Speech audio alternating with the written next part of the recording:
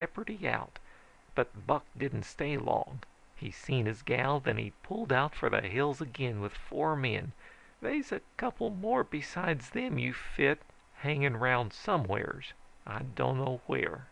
"Outlaws?" I said. And he said, "Sure, but the local law force ain't strong enough to deal with 'em. And anyway, most of the folks in town is in cahoots with 'em and warns 'em if officers from outside come after 'em. They hang out in the hills ordinary, but they come into Red Cougar regular. But never mind them. I was just putting you on your guard. This is what I want you to do. A month ago I was coming back to Red Cougar with a tidy fortune in gold dust I'd panned back up in the hills, when I was held up and robbed. It weren't one of Ridgway's men. It was Three Fingers Clements, an old lone wolf, and the wust killer in these parts. He lives by hisself up in the hills and nobody knows where. But I just recent learned by accident. He sent a message by a sheep herder, and the sheep herder got drunk in my saloon and talked. I learned he's still got my gold and aims to sneak out with it as soon as he's jined by a gang of desperadoes from Tomahawk. It was them the sheep herder was taking the message to. I can't get no help from the sheriff. These outlaws has got him plumb buffaloed. I want you to ride up into the hills and get my gold. Of course, if you're scared of him—" "Who says I was scared of him or anybody else?" I demanded irritably. "Tell me how to get to his hideout and I'm on my way." McVeigh's eyes kind of gleamed and he says, "Good boy. Foller the trail that leads out of town to the northwest till you come to Diablo Canyon. Foller it till you come to the Fifth Branch Gulch, opening into it on the right. Turn off the trail then and foller the gulch till you come to a big white oak tree nigh the left-hand wall. Climb up out of the gulch there and head due west up the slope. Pretty soon you'll see a crag like a chimney sticking out above a clump of spruces. At the foot of that crag they's a cave, and Clements is living there, and he's a tough old—" "It's as good as did," I assured him, and had another drink. Then went out and clumb aboard Cap'n Kidd and headed out of town. But as I rode past the last cabin on the left, I suddenly remembered about Sue Pritchard, and I allowed Three Fingers could wait long enough for me to pay my respects on her. Likely she was expecting me and getting nervous and impatient because I was so long coming. So I reined up to the stoop and hailed, and somebody looked at me through a winder. They also appeared to be a rifle muzzle trained on me, too, but who could blame folks for being cautious with them Ridgway coyotes in town? "Oh, it's you," said a female voice. Then the door opened and Sue Pritchard said, "Light and come in. Did you kill any of them rascals?" "I'm too soft-hearted for my own good," I says apologetically. "I just merely only sent 'em on down the road on foot. But I ain't got time to come in now. I'm on my way up in the mountains to see Three Fingers Clements. I aim to stop on my way back if it's agreeable with you." "Three Fingers Clements?" says she in a peculiar voice. "Do you know where he is?" "McVeigh told me," I said. "He's got a polka dust he stole from McVeigh. I'm going after it." She said something under her breath which I must have misunderstood, because I was sure Miss Pritchard wouldn't use the word it sounded like. "Come in just a minute," she begged. "You got plenty of time.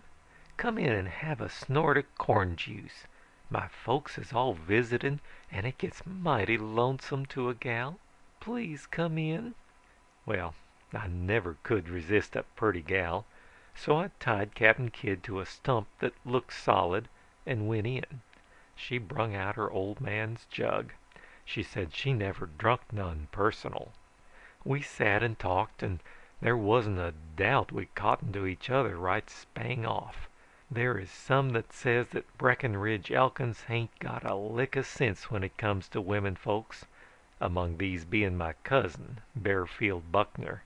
But I vow and declare that same is my only weakness, if any, and that likewise it is a manly weakness. This Sue Pritchard was plumb sensible, I seen. She wasn't one of these flighty kind that a feller would have to court with a banjo or a guitar. We talked round about bear traps and what was the best length barrel on shotguns and similar subjects of like nature. I've likewise told her one or two of my mild experiences, and her eyes boogered big as saucers. We finally got around to my latest encounter. "Tell me some more about Three Fingers," she coaxed. "I didn't know anybody knowed his hideout." So I told her what all McVeigh said, and she was a heap interested, and had me repeat the instructions how to get there 2 or 3 times. Then she asked me if I'd met any bad men in town, and I told her I'd met 6, and they was now recovering on pallets in the back of the general store. She looked startled at this, and pretty soon she asked me to excuse her 'cause she heard one of the neighbor women calling her. I didn't hear nobody, but I said all right, and she went out the back door, and I heard her whistle 3 times. I sot there and had another snort or so, and reflected that the gal was undoubtedly taken with me. She was gone quite a spell, and finally I got up and looked out the back winder and seen her standing down by the corral talking to a couple of fellers. As I looked, one of 'em got on a bobtailed roan and headed north at a high run, and the other'n come on back to the cabin with Sue. "This here's my cousin, Jack Montgomery," says she. "He wants to go with you. He's just a boy and likes excitement." He was about the hardest looking boy I ever seen, and he seemed remarkable mature for his years. But I said, "All right, but we gotta get going." "Be careful, Breckenridge," she advised. "You too, Jack." "I won't hurt Three Fingers no more'n I got to," I promised her. And we went on our way yonderly, headed for the hideout. We got to Diablo Canyon in about an hour, and went up it about 3 miles till we come to the gulch mouth McVeigh had described. All at once Jack Montgomery pulled up and pinted down to a pool we was passing in a holler of the rock, and hollered, "Look there! Gold dust scattered at the edge of the water." "I don't see none," I says. "Light," he urged, taking off his cayuse. "I see it. It's thick as butter along the edge."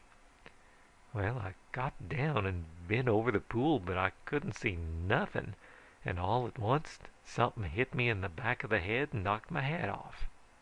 I turned around and seen Jack Montgomery holding the bent barrel of a Winchester carbine in his hands. The stock was busted off, and pieces was lying on the ground. He looked awful surprised about something.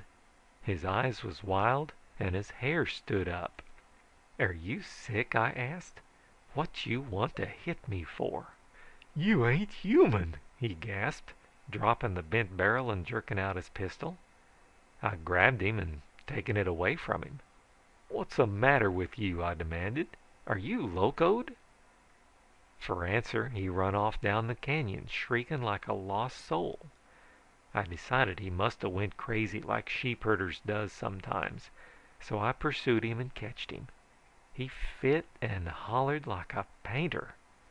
"Stop that!" I told him sternly. "I'm your friend. It's my duty to your cousin to see you don't come to no harm." "Cousin hell!" says he with frightful profanity. "She ain't no more my cousin than you be." "Poor feller," I sighed, and throwing him on his belly, reached for his lariat.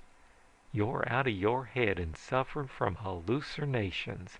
I knowed a sheepherder just like you onct, only he thought he was Sitting Bull."